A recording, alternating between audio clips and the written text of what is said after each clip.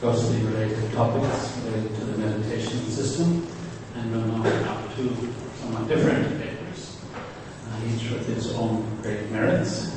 The first speaker will be Kelly Meister, speaking on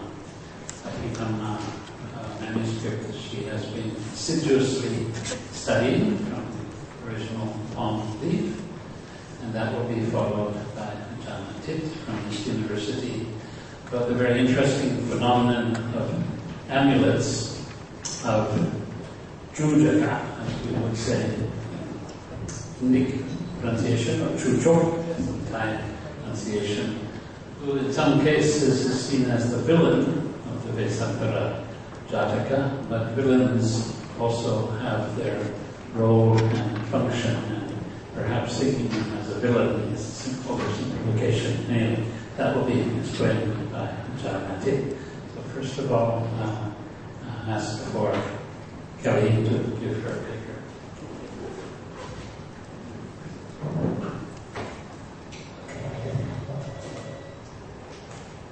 So today I'm going to present you some of my current research, which, as Professor Skilling said, I'm very much in the middle of. And it focuses on the local exegesis of the Abhidhamma via Vana Palmi manuscripts. And particularly I will focus on a text titled the Abhidhamma Gange. During this talk, I will first explain the basic assumptions I use in conducting my research. Then I will share with you some features and contents of the Abhidhamma Gange. So since I only have a short time, I will provide examples from various parts of the text, rather than try to narrate or outline the text in its entirety. I hope in this way to give you an idea of the feel of the text and some of its contents. And I also hope in this way to show you the diversity and complexity within this short text. And finally, in conclusion, I will present some possibilities for further research based on this and other Abhidhamma literature of Lana. So, when approaching these manuscripts, I believe, as Professor Skilling has stated, that the transmission of literature is not passive. It involves agents, not recipients, and creativity. Therefore, when looking at palm leaf manuscripts, which take considerable time and effort to produce, I assume that what was written was considered valuable in some way, or probably in a variety of ways by those who wrote, copied, read, and or listened to the text. Moreover, as Professor Skilling says, literature is deliberate and conscious composition, individual, joint, or communal, that is deemed worthy of preservation by an interest group or community, with the result that is preserved or transmitted orally or in written or printed form. Second, based on Michel Desserteau's ideas on reading, I believe that texts are not static. That is, these agents who composed and read these texts, through their engagement with them, fundamentally affect the text, just as the text fundamentally affects the situations in which it is used.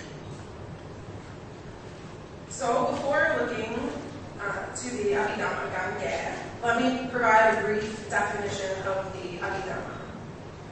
While the Abhidhamma generally refers to the third basket of the Theravada Buddhist canon, in Thailand, as many of you know, Abhidhamma can refer to the Pali text or one of the many commentaries or sub-commentaries centered around the Abhidhamma.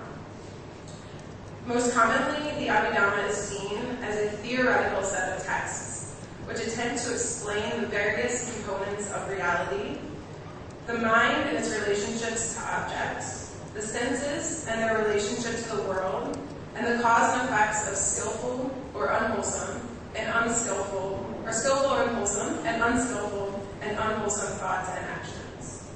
The 7 books of the so-called canonical Abhidhamma organize Buddhist teachings into hierarchies, lists, precise definitions, and classifications. So, with that being said, what is this text called the Abhidhamma Gange? I would like to ask, does this text follow the aforementioned definition of the Abhidhamma?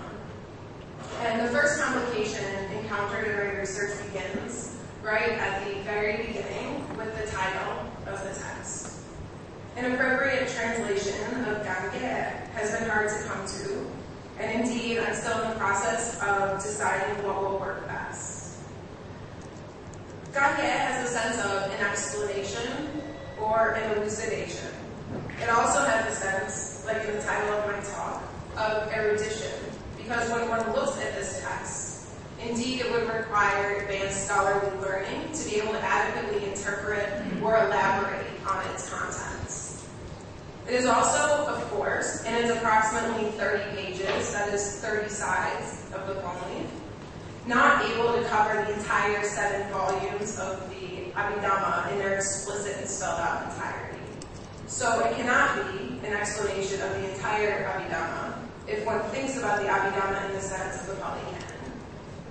However, what I hope to show by the end of this talk is that we need to think beyond this canonical Abhidhamma and consider how other texts discuss the topics considered by those who wrote them as crucial to the study, elucidation, and erudition of the Abhidhamma. That is, the Abhidhamma Gange is not simply an Abhidhammic text, nor is it simply a cosmological treatise. In fact, we find elements of both of these genres within the Abhidhamma Gange, and therefore have what I have called an Abhidhammic cosmology. And so I suggest we need to adjust and expand our understanding of what these types of genres have the potential to include, instead of sticking to rigid definitions. Here's a list of the locations of the Abhidhamma Gange according to the Thai-German Manuscript Project. Those in red are microfilm copies that I have obtained from the Social Research Institute in Chiang Mai. And the one in blue was photographed by my teachers on a research trip to Chiang Mai in Amba Manai. So those are the 4 actual versions I can look at. The other ones in white don't have microfilm copies available. As you can see, the texts have dates ranging from 1864 to 1939, and so cover a 75-year period of production. As with many of these palm leaf manuscripts, some of the versions contain no date. Also, I have not found this title listed in the catalogs of northeastern Thai manuscripts. So, what is in the text? There are a variety of linguistic tools used.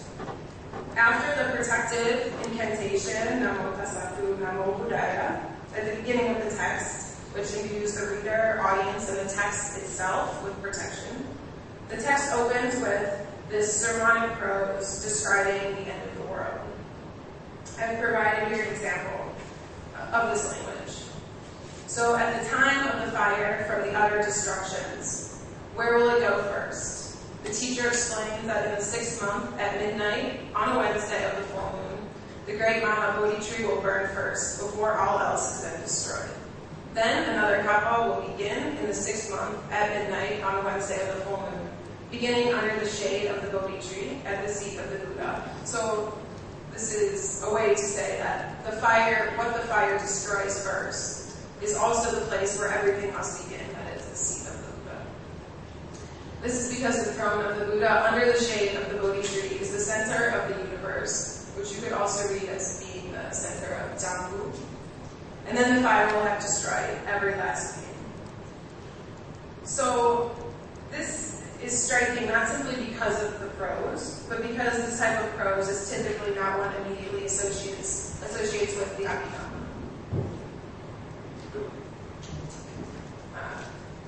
The general format of the text is question and answer. So the text asks what, who, where, how long, why, on a variety of topics. For example, why these 3 kinds? Why will all beings be destroyed by these? And provides the explanation that the reason is that all beings go around and around in the cycle of samsara, and are continuously attached to greed, hatred, and delusion. Because of this, all beings burn. Or another example asks, who has that intention? Who wants to see the face of the Buddha? And then explains through metaphor, which I have provided a summary of, that when times are better, seeing the truth is like a boat floating smoothly down the river. It's easy to see the value and compassion and love. When times are increasingly worse, it is like a boat on a rough sea. It is harder to see the face of the Buddha through all the greed, hatred, and delusion. The text also uses rhetorical questions, asking the reader, is this correct or not? The text further offers reminders of the state of being human. For example, it says, everyone with or without good morals has a short lifespan in the realm of man during the Kali Yuga. As we go around and around in samsara, some suffer more, others are happier, some are beautiful, others are unattractive. Some have good families, others do not. Some have long lives and others short. But the text reminds all beings have kusala and akusala karma.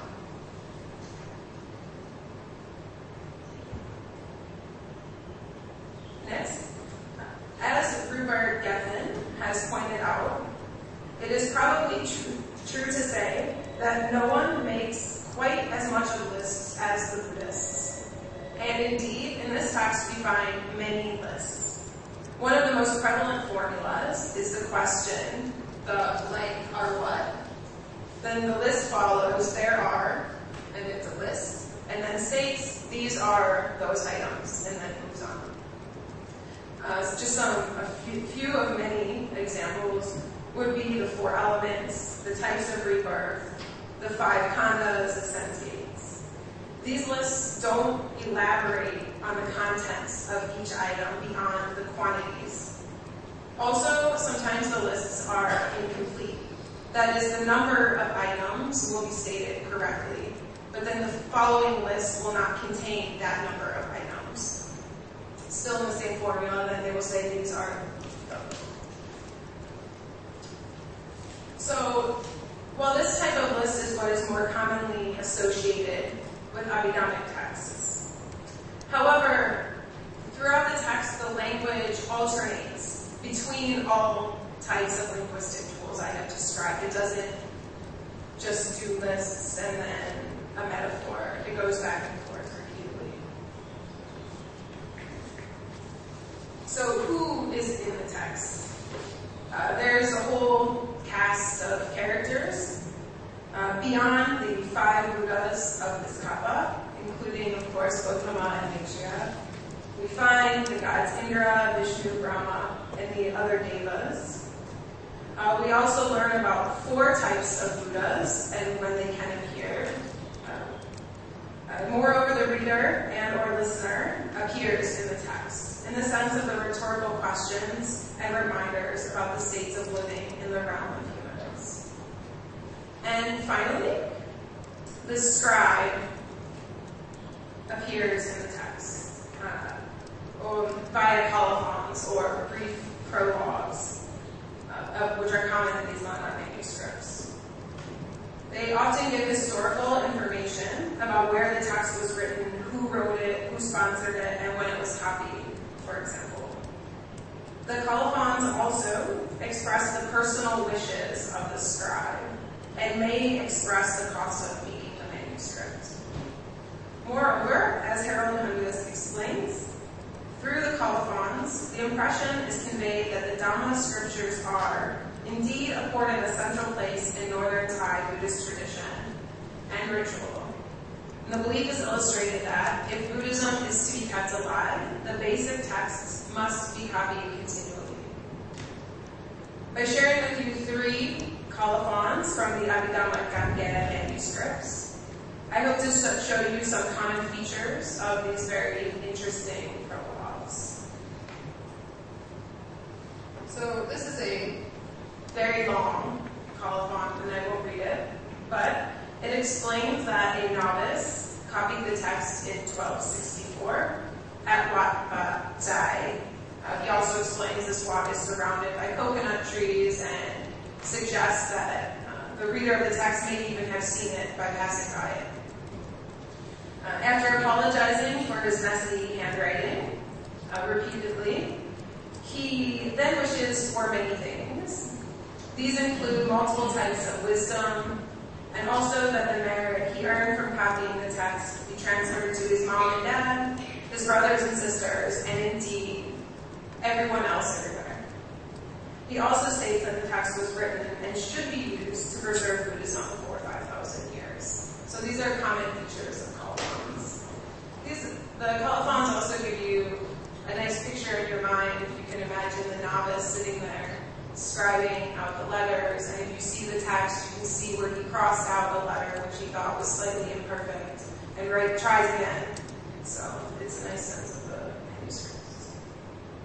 This next colophon, the scribe gives credit to the donor of the manuscript, and he writes that the donor wishes for 4 generations of his family to receive the 3 types of happiness. That is, happiness in this life and future lives in the realm of humans, happiness in the heavenly realms, and finally happiness in Nirvana, the ultimate happiness. And this is also a rather common request in order to manuscripts. Finally, in this colophon, the scribe confirms what I'm sure you all are thinking by now, and that is that the Abhidhamma Ganga is a lot of fun.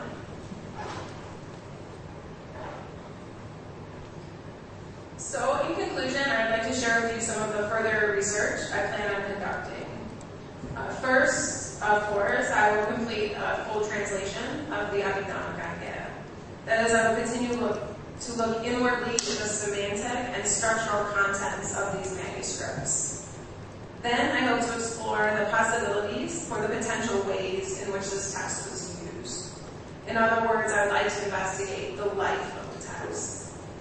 For example, since one would need extensive knowledge to understand this text, it has been suggested that perhaps it could have been used as a memory aid for monks. That is, a monk would read this text to refresh their memory on the wide variety of contents it contained, and then while he was out preaching a sermon, he could recall particular points from the text and expand on those as he chose. It could also have been used as a type of monastic homework assignment, in that perhaps young scribes would copy the text to practice and improve their scribing skills. It could also have been used as a tool for rote memorization of key elements, lists, metaphors, etc. Moreover, I would like to ask if this text was used in ritual, and if so, what types of ritual, what was the role of the text, how did this text affect the ritual, and how could these types of rituals affect the text. Or another possibility is that the Abhidhamma text was used as a meditation guide, and if so, how? So these are just a few of the many potential examples I would like to explore, and it could be all of these. I would also like to look at texts of a similar variety in northeastern Thailand and Burma. And this way I hope to see if there are historical connections, as well as find more ways that we can expand our understanding of Lanam Buddhism, the Abhidhamma, and as well as Buddhist cosmology.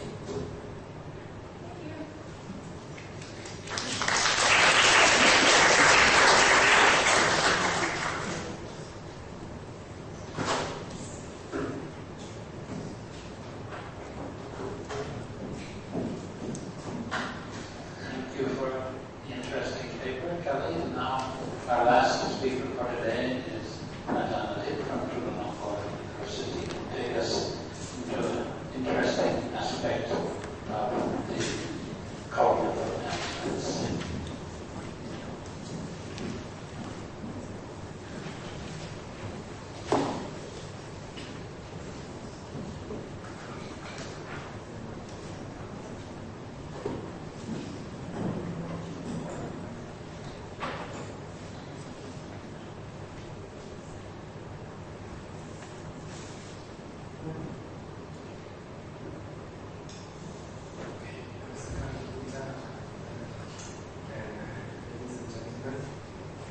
First of all, I would like to thank Jam and Sujitra and Jansana for the opportunity to study this topic, and I would like to thank Jam for his kindness of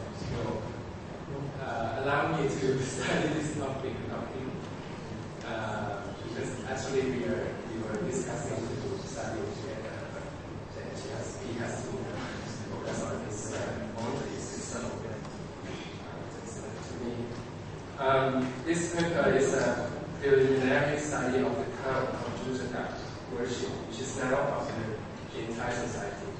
As we all know, Jujaka is an antagonist in the Western Jataka. He is an evil Brahmin who asks for children from the Bodhisattva and finally dies because of eating too much. With his roles in the Western Jataka, he becomes a symbol of greed. So I find it very interesting to consider why people worship him in Thailand, where the Western Jataka and the concept of Dana and Dana Parami are highly venerated. In this presentation, I will explore firstly how Jujaka, a character from the Western Jataka, becomes an amulet. Secondly, the popularity of the Jujaka amulet in the count of Jujaka worship.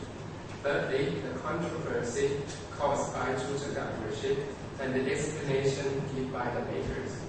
And then finally, I will try to explain how the amulet and the count of Jujaka worship become very popular and what this phenomenon reflects.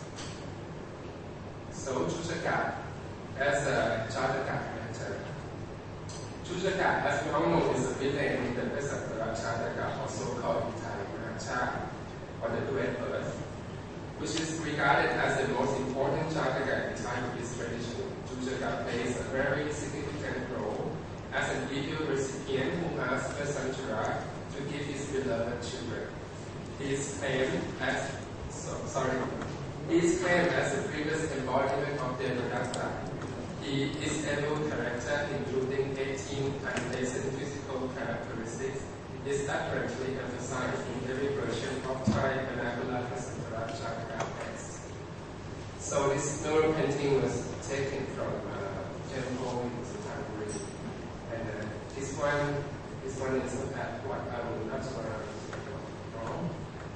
It's a scene that after Vasana took the children to their grandparents, and this is the scene from Wat Kongkara when he asked for children from the Bodhisattva, and this Jujaka is comforting his wife because of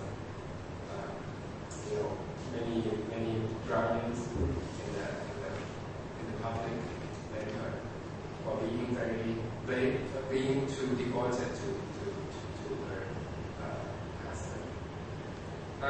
Jujaka in Mahasha performance. In the Mahasha ceremony of Mahasha, Jujaka becomes more like a joker, as his evil role is represented with a sense of humor. The Jujaka episode will be recited by a skillful monk and use a lively style and melody, and I will show you some example from Wat Po.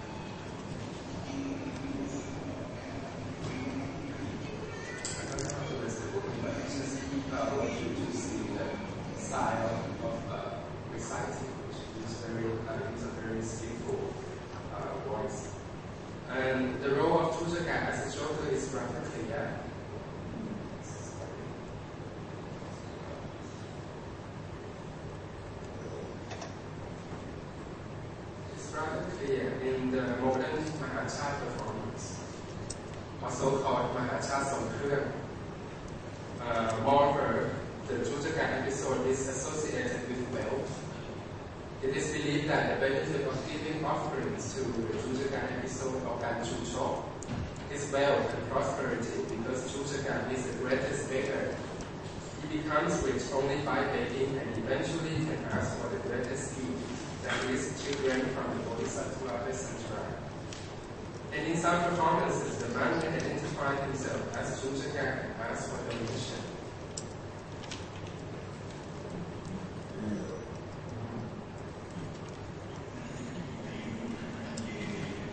Here, this is Venerable Rajan, and he is very skillful in reciting the Chana Sokura. This is the scene that he identified himself with Jujaka and walk and ask for donations.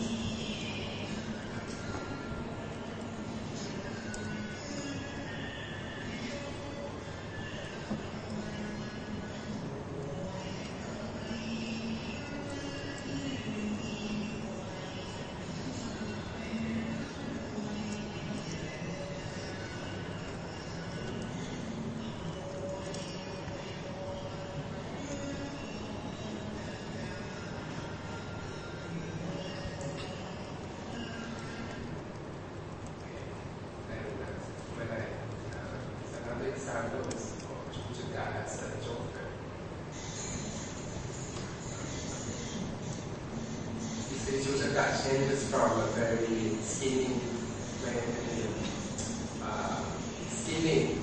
figure to a very old man.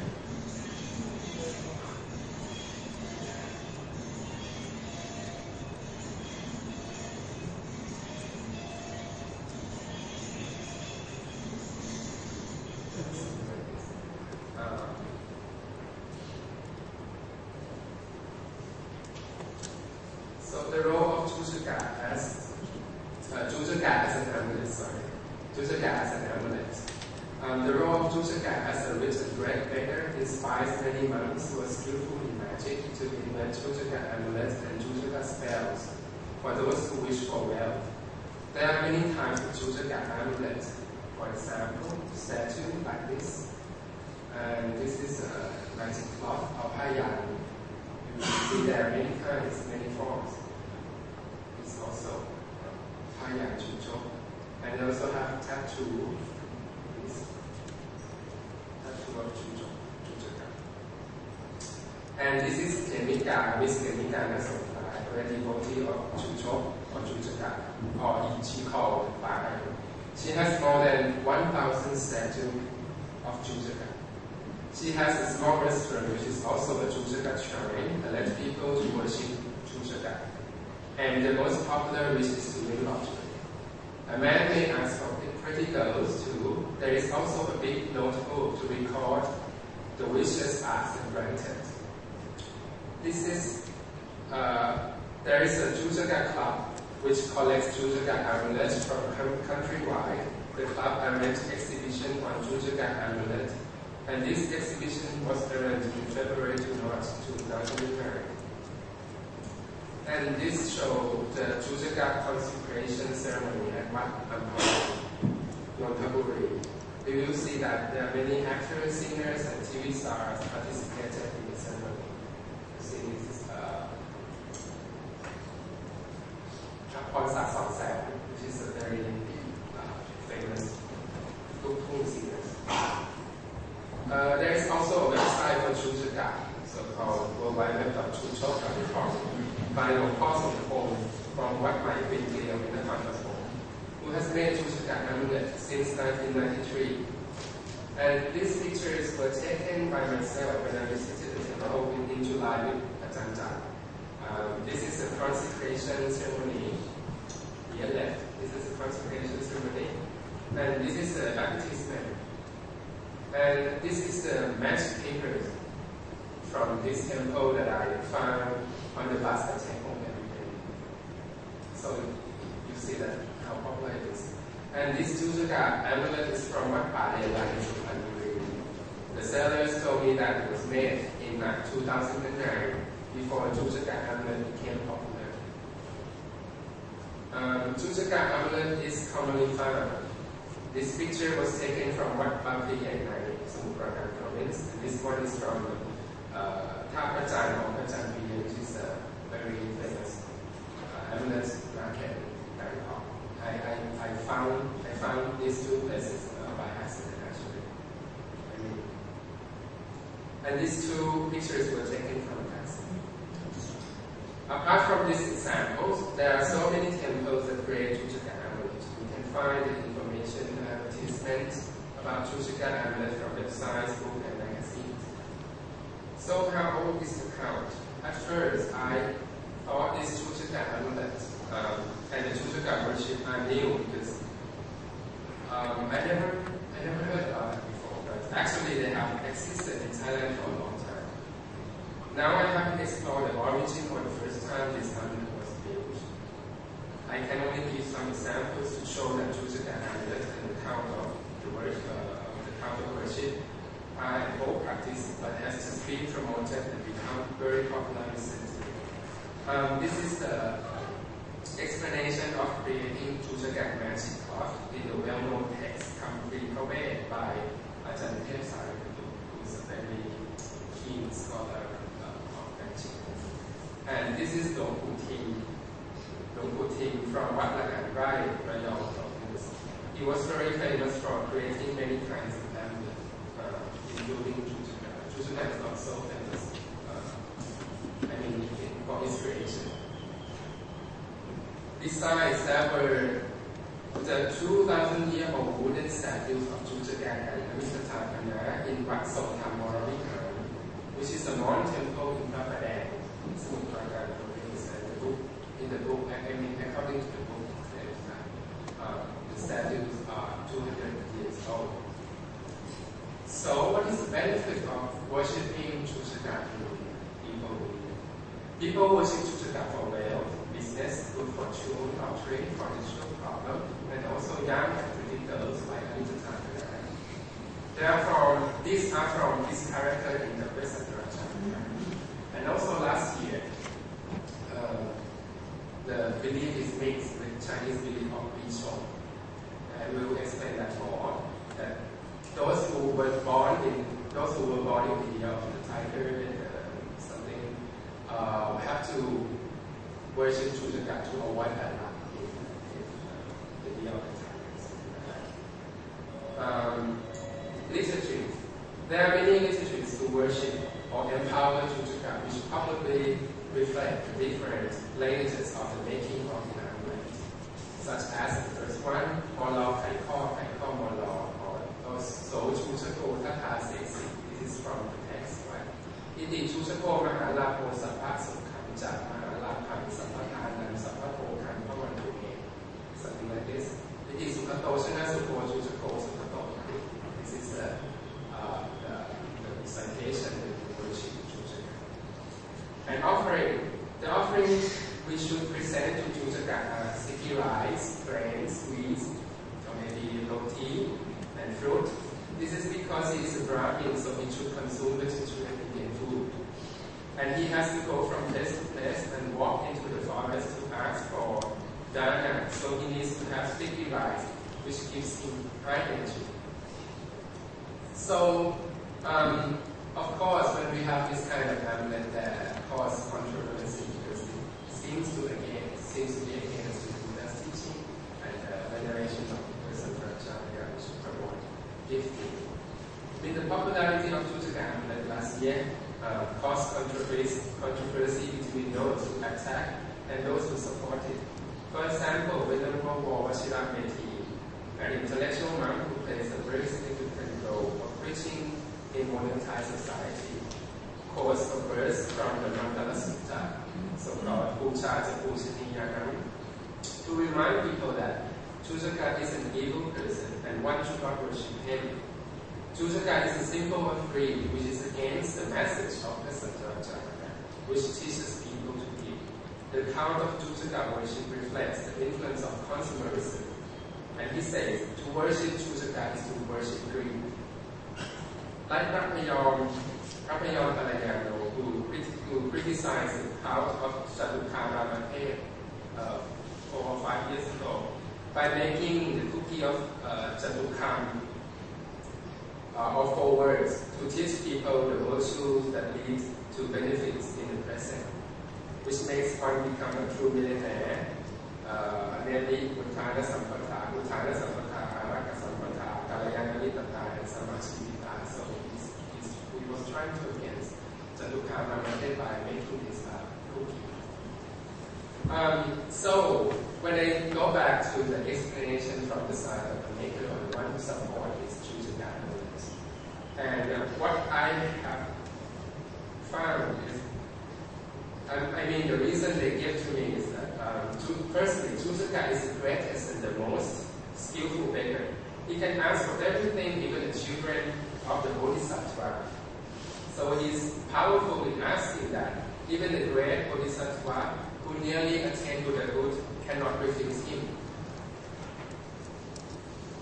And secondly, Chuchaka is not a bad guy. He just asks for money. He does not do harm to anyone. He is also a good example of diligent person who can manage to give the money and become rich.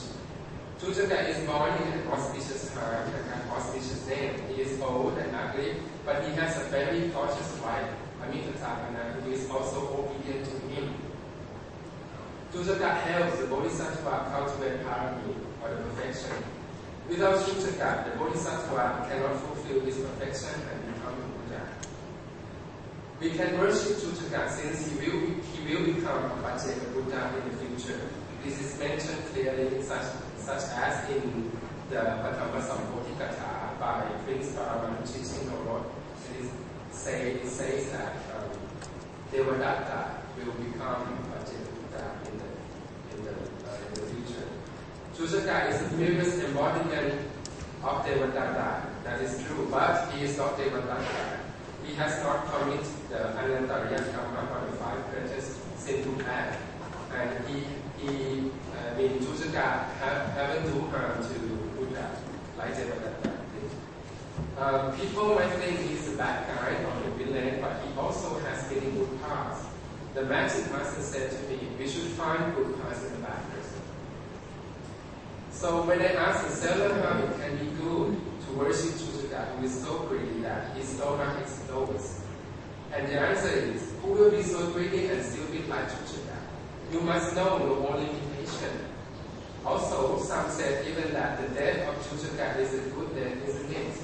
You want to be hungry until die or to be full until die.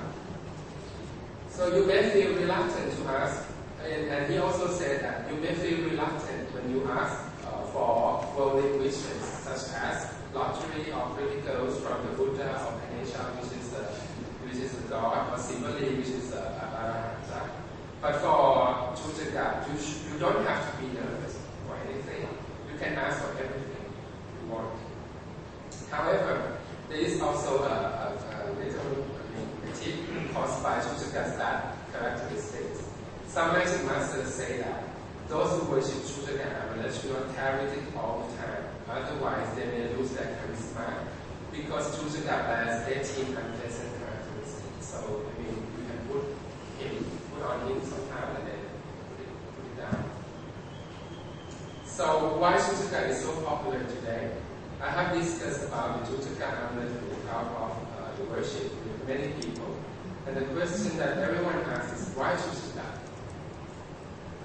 Chuchaka amulet has existed in Thailand for quite a long time, let's say over 100 years ago, approximately. But why it becomes so popular now? In this preliminary study, I think there are many factors and many reasons to explain this.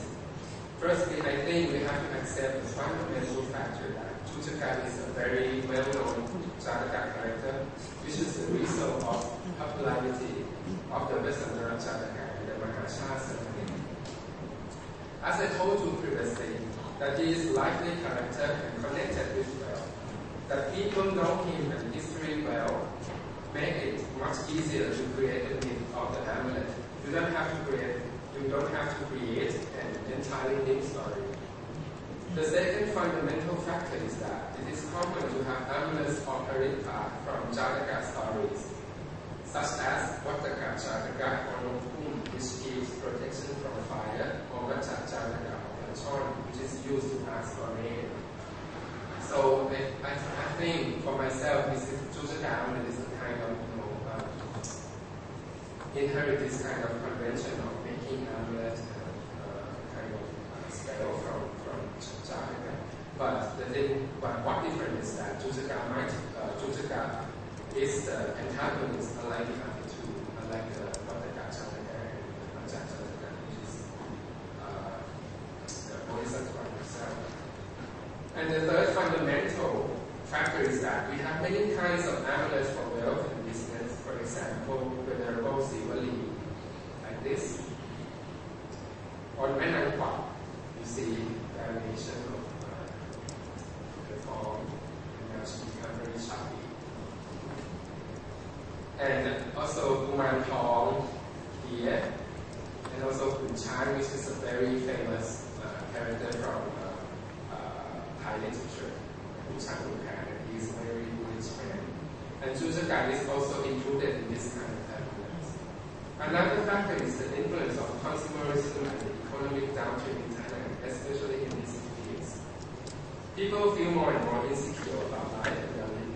They have to find a solution, or at least a refuge in the world of consumerism. People in the middle class, in my opinion, who have good education may not have a financial problem, but mental problem.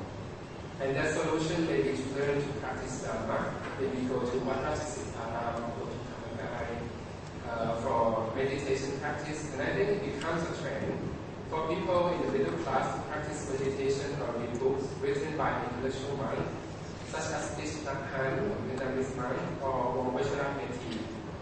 At the same time, people in the lower class may find their solution in worshipping Buddha images or having amulets such as Jujaka, which is benefits apparently and serve what they want. Also, we have to consider that making amulet is actually a kind of promising business in Thailand. New goods must be created to attract people.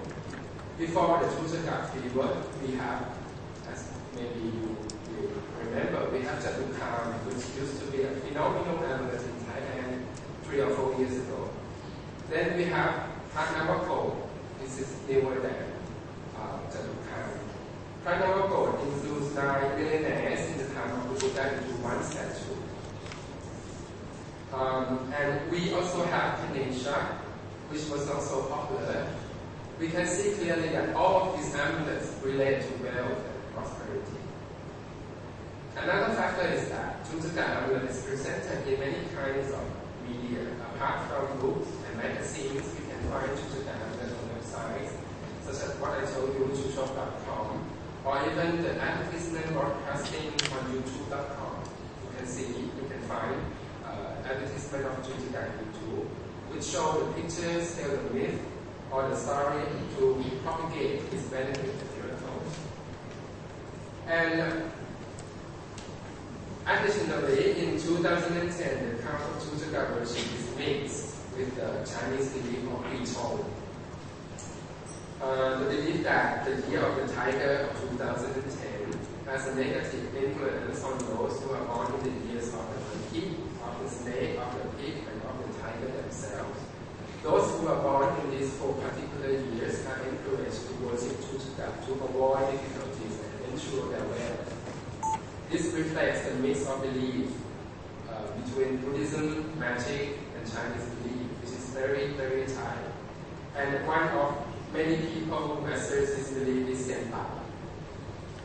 He is a very famous fortune teller now, who tells everyone to have Jujaka amulets and worship Jujaka to avoid bad in this year of the tiger. And you can see that if you are born in the year of a rat, you should worship Jujaka amulet in silver color. And if you were born in the year of the cow, you should worship Jujaka in golden color, something like that. Very particular. So, what's the threat to Jujaka? Is it a shift of ideology? I would like to be back to the first question I asked at the beginning. If we consider that the Vesantara Chataka, the most popular Chataka in Thailand, promotes the ideology of gift-giving and the perfection of generosity, does the count of Jujaka worship reflect that the ideology of giving is now replaced by greed? To answer this question, I think firstly, we have to understand that the Vesantara Chataka may portray the perfection of generosity as its message. But if we consider the Mahasha separately, we will see that people do not learn only to give or sacrifice like the Bodhisattva I experienced to many 10 Mahasha ceremonies, and I learned that people also learn to get and wish for good results from attending and making offering to the Vesantara Chataka as well, not only to receive the message of gift. We can see this obviously from the worship of the Jujaka episode, which is directly associated with wealth and prosperity. And in Thai and in some texts in which the benefits of gift are illustrated to promote faith in giving, can we say that these benefits of gift are encouraging people to ask?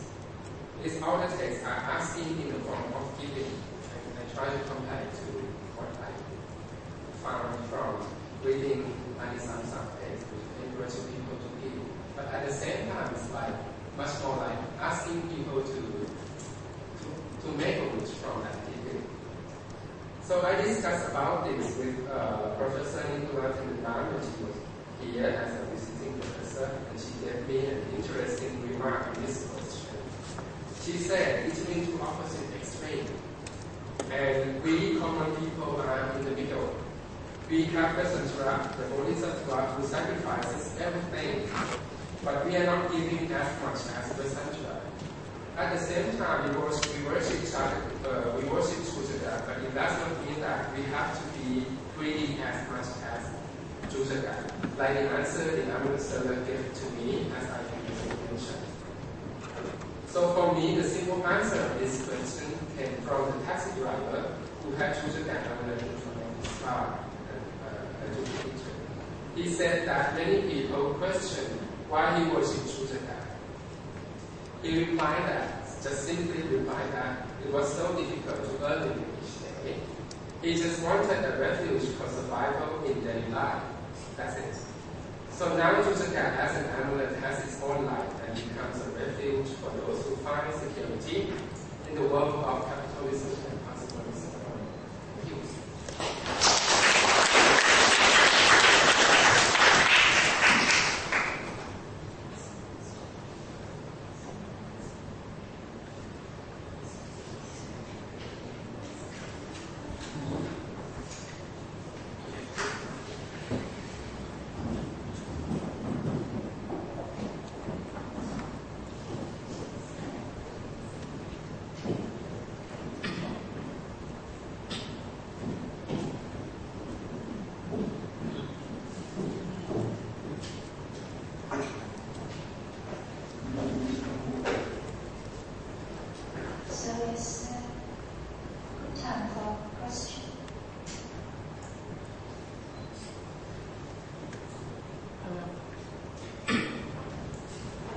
Why should we benefit the Jujakas? The web business is not really good for you. And then otherwise the vendor which already he said to worship Jujakas, to worship greed. In Buddhism, to worship in Buddhism, they are that person. If we worship him, we cannot get any benefit because he is bad person. I agree that from the bad person we can get something good. Because if the bad person we know that he is the best thing, that's why we don't need to do that. We get that from the action from the best person. If we are being watching to the bad person, we cannot get any benefit. This is according to the Buddhism.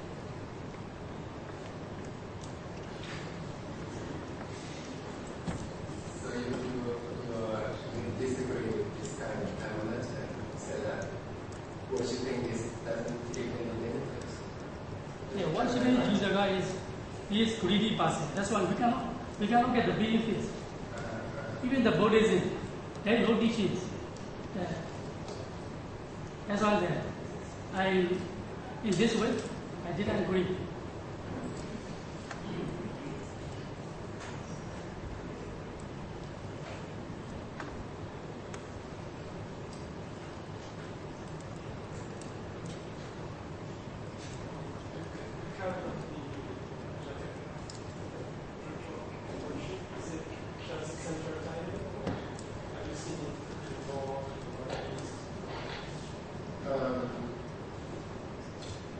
Actually, I have to be honest. I have to say that I have to study more because now it doesn't mean that I think, but as far as I study, the main area of popularity is in Central Thailand.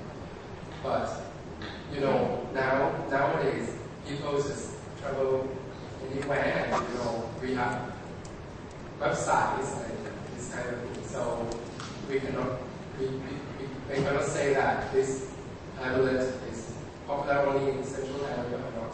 But we can trace back the lineages of the amulet. And one place? Not one place. I think in the area of, I don't know, maybe the Papatom Sukandari or something like that. We have to trace the lineage of the methods as well. And I think we will find. Ajahn Sirapon just told me that when she went to Chiang last night, and she also found Chujagat sold in the temple, in Thayat temple, Chan temple as well. So now it becomes very popular and spread.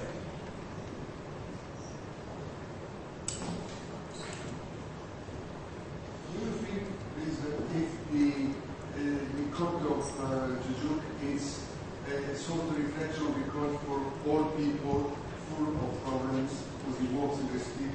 Because there is a sort of respect for all people, especially in Asia. They survive so many problems in life. There is a connection between the code of Jujuk and the code of all people, very all people. Yeah, I think so. I think people may identify themselves to asking for, you know, you know. But for me myself, sometimes when I want something very happy and then I don't know how to find a method, I cannot ask it for the time. But I think Chujagat may help me. Yeah, that's true. Despite my degree, and I think Chujagat is still my view sometimes. May I ask to Kelly, you made a reference in the bottom of the slide of Buddhism. Sorry? 28, no, Kelly. You made a reference to Buddhism. Oh. Did you explain to me what is it? Oh, it's the title is the 30 colophons of Holy manuscripts. It's in the Journal of Polytech Society, and it's about, well, it's full transliterations and translations of 30 different colophons, as well as an introduction and explanation of what are common colophons and where you find them. And it's better when you have to record with or Indra and Brahma and Vishnu, the same people, 45 years. Is it in the paper of the manuscript? That's, no, he doesn't, he's only looking at the colophon, so that's a very usually brief prologue. This story is how the text, the Abhidhamma opens with this story of Indra actually sends Vishnu down to check on the whole situation, and he sees 5 lotuses, and these are represented by Buddhists. They come and have quite a big party multiple times, actually, music and food, and merrymaking, and then it sort of transitions into explaining very briefly the lives of the 5 Buddhas, so their different heights, their trees, their vehicles, all this. But they come back later for more. You seem to have looked at 4 manuscripts. You compared them very much yet, and then so the question is, how fixed is the text? Because with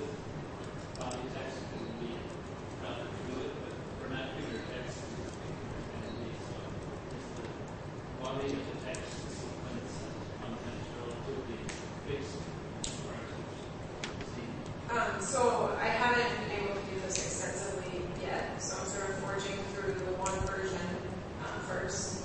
But I have looked at just briefly, maybe 1 or 2 pages, and tried to compare the sections of the story. And you find, of course, what you would expect, spelling variations and things like that. And you also find brief extra phrases or literatures to help explain more than another version. So it's the same, it winds up with the same meaning, but then certain versions have extra phrases helping to explain. So that's something that, yeah, I really wanted to get more depth. That's part of the literature project.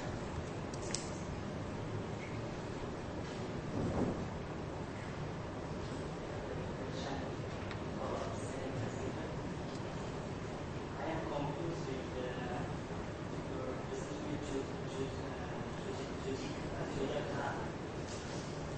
he helped Sangha to perform this Dharma.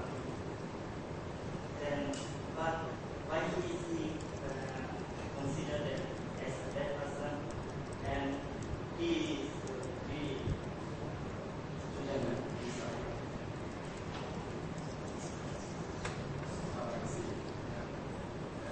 Shall I repeat my question? You mean he is considered as one who can listen to what the customer is learning, but at the same time, yeah, he's called a greedy person and a bad person. Yeah, there is explanation from the teachers, and they just say that if you know, it's like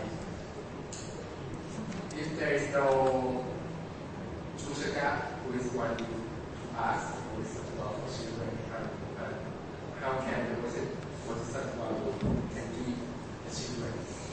And this is the you know, I think the maker is just try to be famous for Chushaka.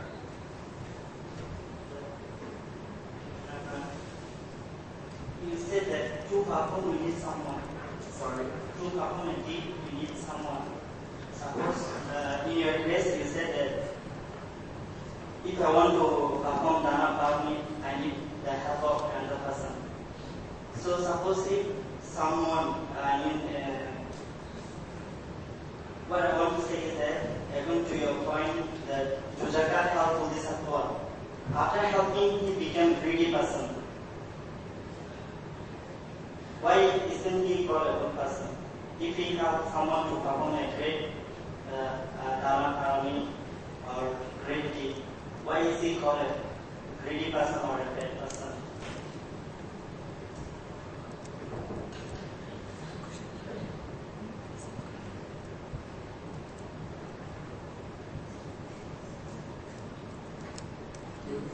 You mean why?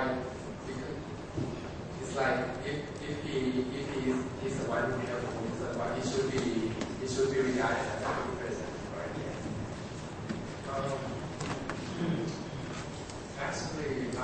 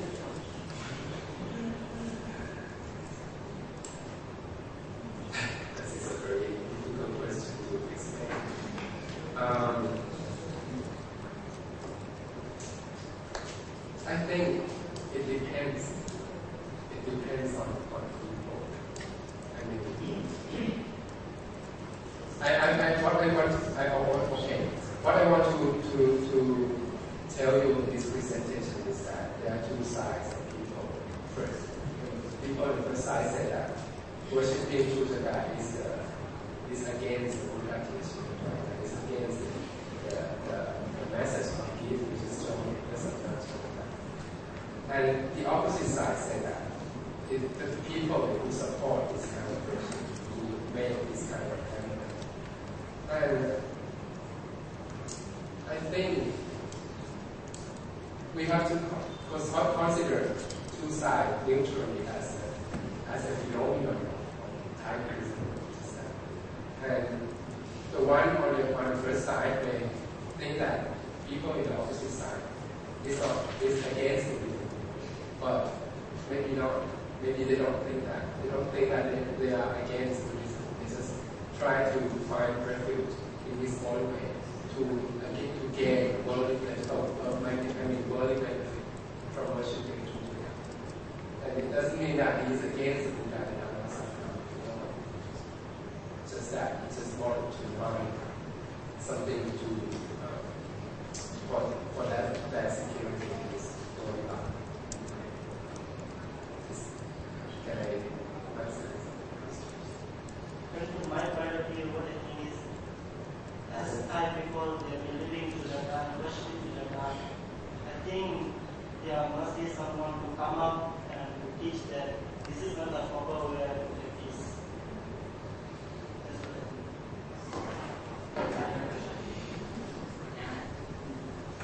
As the Buddha said, there are no other rituals than rituals Buddha Dhamma Sangha.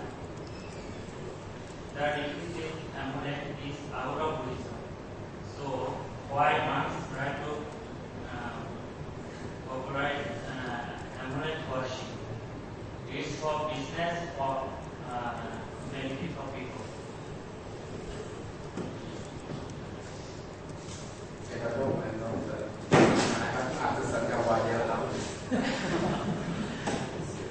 I have to ask just you, the Sangha, why you allow this.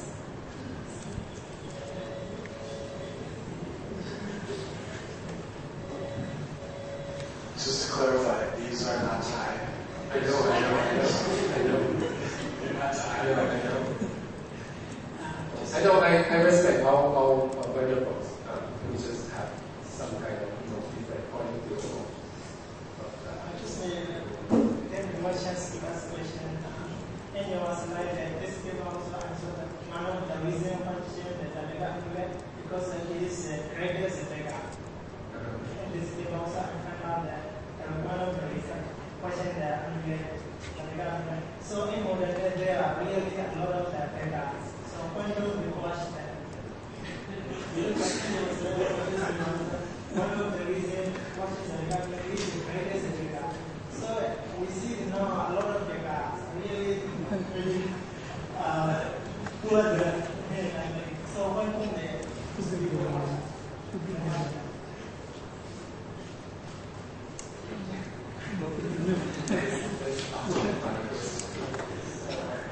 So actually, that weird professor that we never had before. So as you mentioned that one video, there is one man taking money from the dead people, so that and singing the song. I don't know. There is the man, why they take money from dead people for Judaka or dead people? Or for that money, he taking money from dead people for the temple. And another question is, the Judaka is like a god or some other things?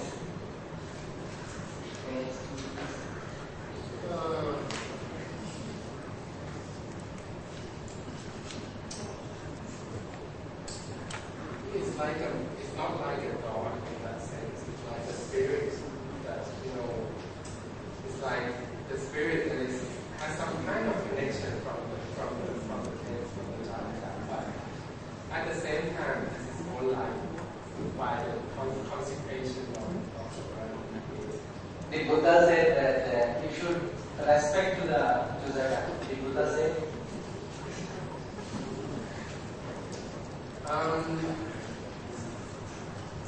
Yeah, no, I mean, in my research, I'm not going to say that all people come, this is worship Chuchagan. No, I'm not going to say that. You see, I'm just going to talk about the phenomena that is happening after in Thai society, in Thai religion, that people worship Chuchagan, and how can we explain it as a Thai Buddhist, or as a student who study Thai Buddhism, just that. And I'm not going to answer any question on is it good or bad, or is it according to the canon or not? No, this is not my focus. Just try to take a look and then explain from the two sides, from both sides.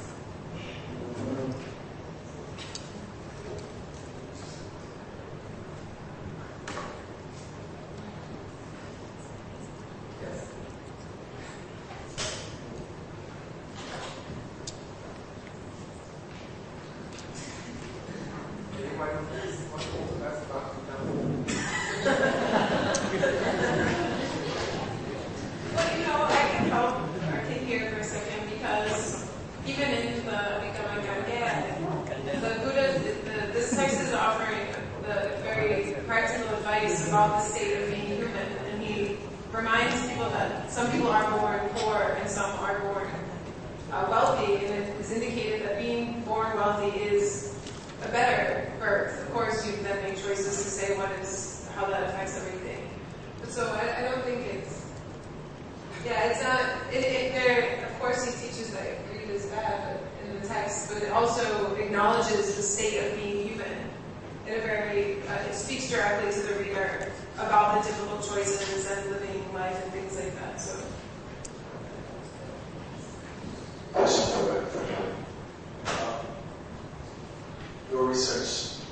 I studied the Triangle in detail, but I forget what section, I don't know what chapter, forgive me for that. But for what you presented up here, is there any section of this that might be, is it like an excerpt from the well, because that covers different cosmological things. Is this something? I'll have to follow Professor Peter's advice here again from read his writings. And then there's this assumption that all cosmological texts are somehow derived directly from the tribal. And that it seems to not, that's not the case. Cosmological texts are a genre of texts, and they're diverse and not connected necessarily to the tribal. I'm going to mess that up. But there are similar features. For example, you'll find the destructions of the fire, the water limit. You find these in other cosmological texts as well.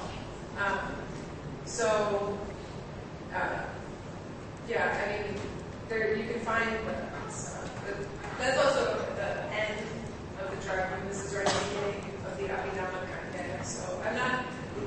Does that help? Yeah, I was just trying to say, like, is this just like a new chapter or something? No, it doesn't appear to be that way at all. No, it's what I was trying to show, just with a few examples.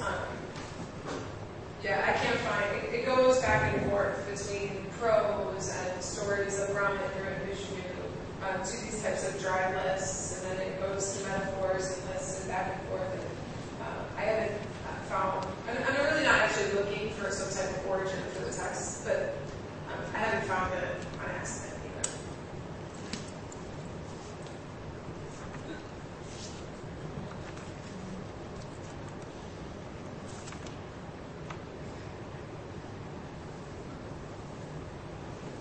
No more requests for Chuchaga. So then, any more last question? Some supportive question for our Guarati? So if it's, then they asked me to give some closing remark, and I just want to thank we have a very good audience today. And then it's quite auspicious to have a lot of venerable among us and scholars and all these serious project, students of Buddhism. And then I think that as Dr. Peter said from the beginning, that this is a platform for the generation of Buddhist scholars, and then judging from all this great presentation, then I think that we can, as a scholar and as a Buddhist, I think that we will have great hope for the future of Buddhist studies. I think in either this country or in this area or this Buddhist world. And by this, I thank our audience for joining us for this auspicious afternoon. It's always good to discuss something Dharma and Adharma, Kusala and Kusala in a kind of intellectual atmosphere. So thank you so much. And then there's the end of this symposium, and I hope that maybe maybe next year we'll have the fourth symposium again. And I hope that we will have this great audience again. Thank you.